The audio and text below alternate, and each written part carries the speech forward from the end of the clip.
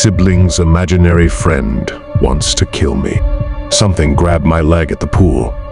I was on my last lap, just doing a leisurely breaststroke, when massive fingers wrapped around my thigh and dragged me down. I squirmed and tried to get away, but the fingers were wrapped tight. They had some form of suction cups. My ensuing struggle attracted the attention of the lifeguard. As soon as he came to my aid, the massive fingers let go.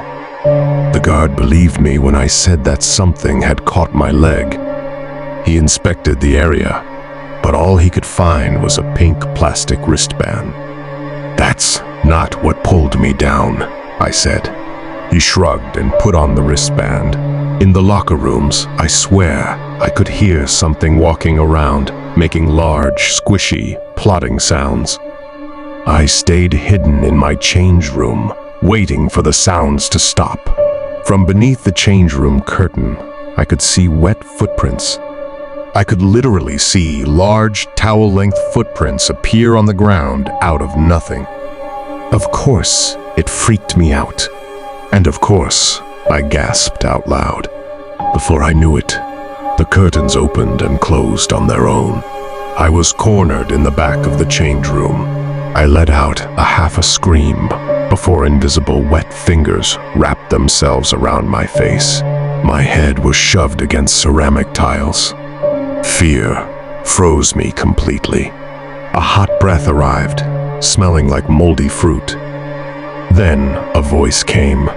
It was high-pitched and squeaky, choking a little on its own words. "No need to be scared. It's just me. Jumpy."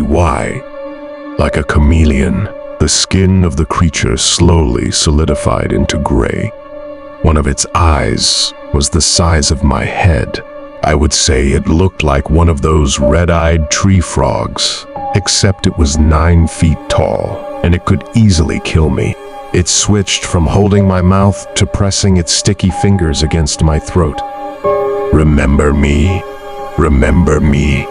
No, seemed like the wrong answer, so I just repeated the name it told me. "Jumpy? Y-E-I-S. Y-E-S. Teacher jumped up and down, still holding me by the throat. If I hadn't grabbed hold of its fingers, it might have hung me on the spot. Jumpy. Jumpy frog. That's me. I was dropped to the floor as it started to clap. The massive webbed hands created a deafening applause. Marie-Anne and Jamie made me when they were babies. I was their best friend. The frog jumped onto a wall effortlessly and peered down at my struggling body. Every day, I was with them. Every day, I helped them. It was referring to my older twin sisters, who died last year in a car accident. Part of the reason I was out swimming so late is because that's how I've been coping with their passing. We all used to do synchronized swimming for many years. But now they're gone. They're gone. How terrible is that? The frog sounded like an overdramatic, sad cartoon. It teared up and pounded the very wall it was climbing.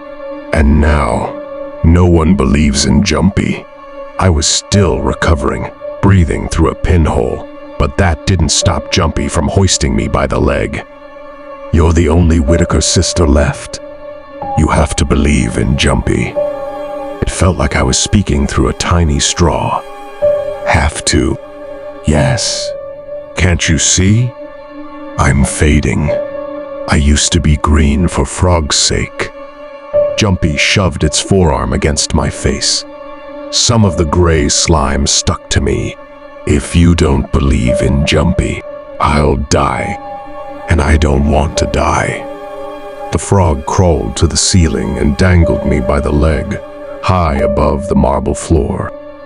"You have to believe in Jumpy. UHAVE too. If I landed in the wrong way, I could easily break my neck or skull." I forced myself to sound happy. "I believe in Jumpy. I believe in Jumpy." For the first time in the entire encounter, The creature treated me like a porcelain doll. I was gently lowered to the floor and then patted on the head. The frog smiled in a way that made its giant eyes bulge and look in two opposite directions. I thought for a second it had a tongue lolling out of its mouth, but I peered closer and could make out a human hand in its lips. A human hand with a pink wristband. Jumpy slurped it up. Since that encounter, I've basically been in a permanent state of fear, praying that Jumpy never visits me again. I'm an animator, so drawing is a hobby of mine. I've drawn countless sketches of Jumpy and left them around my house, my work, on my phone, etc. Not a day goes by without me seeing a picture of that frog. I believe I'm fulfilling my promise. I'm thinking about Jumpy every day, but I also haven't slept properly in like months. I'd like to stop thinking about the frog, but that also sounds terrifying. I'm pretty much forced to think about my worst fear all the time. It's wearing me down. I'm so exhausted.